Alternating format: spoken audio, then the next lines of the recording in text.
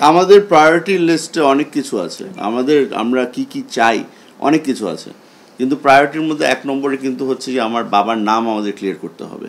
উনি যে যুদ্ধ অপরাধী ছিলেন না, উনি যে পাকিস্তানে তখন ছিলেন, উনি একজন স্টুডেন্ট ছিলেন পাঞ্জাব ইউনিভার্সিটিতে, এটা প্রমাণ করা আমার জন্য আপমোস্ট ইম্পর্টেন্স। হ্যাঁ, আপনি যে কথাটা বলেছেন যে আব্বারকে টর্চার করা হয়েছিল, অফকোর্স আমরা সেটার বিচারও চাই, তবে যে ব্যক্তি চলে গেছে উনি আর ফিরে আসবেন না।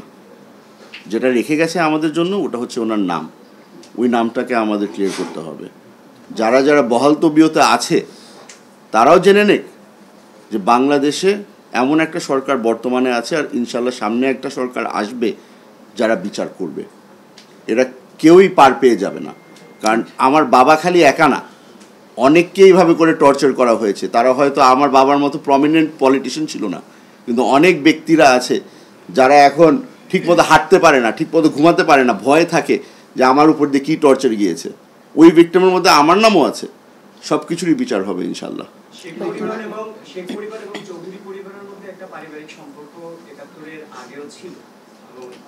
আপনার কি মনে হয় পারিবারিক সদস্য হিসেবে শেখ হাসিনার এত জিজ্ঞাসা কেন ছিল চৌধুরী পরিবারের? নামটা অনেক বড় ছিল, যে সালাউদ্দিন কাদের চৌধুরী নামটা অনেক বড় হয়ে গিয়েছিল, আর এই জিনিসটা শেখ হাসিনা সহ্য হচ্ছিল না। জাতীয়তাবাদী রাজনীতিবিদদের মধ্যে আমার বাবার নামটা অনেক বড় ছিল। আপনি হয়তো দেখবেন যে যতগুলি আমাদের ডানপন্থী রাজনীতিবিদ আছে অথবা ছিলেন, বেশিরভাগের উপরেই কিন্তু এই ধরনের জুলুম হয়েছে। আপনি ইলিয়াস আলী সাহেবের কথা চিন্তা করে দেখেন, আপনি সালাউদ্দিন আহমেদ সাহেবের কথা চিন্তা করে দেখেন, সবগুলি ব্যক্তির উপর দিয়ে কিছু না কিছু ঘটেছে। আর এই জিনিসটা আপনাদের জেনে রাখা উচিত যে মানে আমরা যাদেরকে বিচারের আওতায় আনতে চাচ্ছি সকলেই কিন্তু এক ব্যক্তির অর্ডারেই কাজ করছিল, শেখ হাসিনা। এখানে চেইন অফ কমান্ড বলতে সব কিছু গিয়ে ওনার পায়ে গিয়েই পড়ে।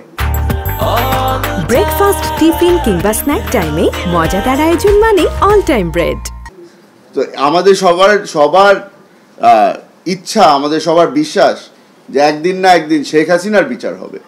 সেই জিনিসটাই বাংলাদেশের মানুষ তাকিয়ে আছে ওটার জন্য।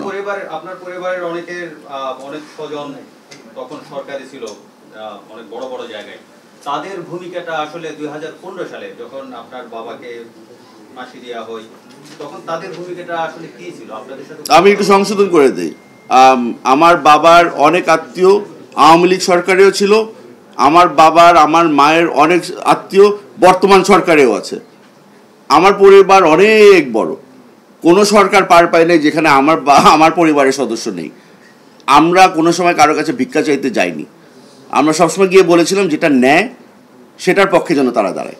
অনেকেই চেষ্টা করেছিল, এখানে আমি আপনাদের সকলের সামনে বলে দিতে চাই, এখানে আমার আত্মীয় স্বজন যারা ছিল সকলেই চেষ্টা করেছে, কিন্তু ওই যে শেখ হাসিনা, তার সামনে কিছুই টিকে না। এখানে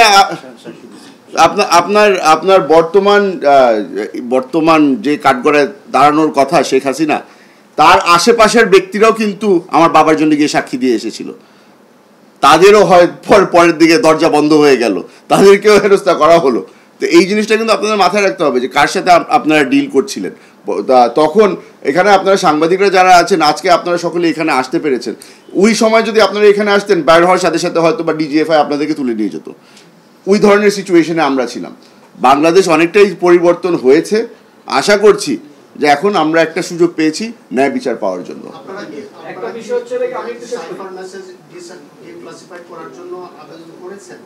আমরা আবেদন করব, রোববারে ইনশাল্লাহ আমরা আবেদনটা তাদের কাছে পৌঁছে দেব। একটা বিষয় হচ্ছে যখন ফাঁসি কার্যকর করা হয় তার আগ দিয়ে মার্সি পিটিশন নিয়ে একটা প্রচারণা গভর্নমেন্ট থেকে চালানো হয়েছিল যে সালাউদ্দিন কাদের চৌধুরী রাষ্ট্রপতির কাছে প্রাণ ভিক্ষা চেয়েছেন।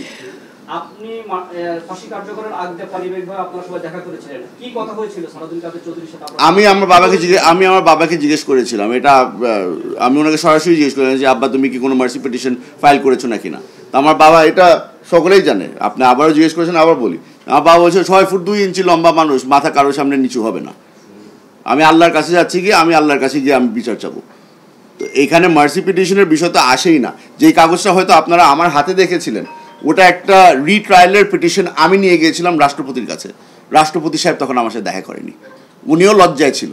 উনিও আমার সাথে দেখা করেননি। এখন ওই কাগজটা যদি আপনারা ওই এই যে জিনিসটা যে বললেন, এখন তো নতুন বাংলাদেশ বলছে না, বাংলাদেশ 2.0, আমাদের তো ওই right to access of information আছে। আপনারা বলেন, আপনারা আবেদন করেন, আপনারা যদি মনে করেন যে আমার করা উচিত, আমি আবেদন করব। যেখানে সরকারের কাছে যদি কোনো মার্সি পিটিশন থেকে থাকে, আমিও দেখতে চাই, আমিও দেখতে চাই। Thank you.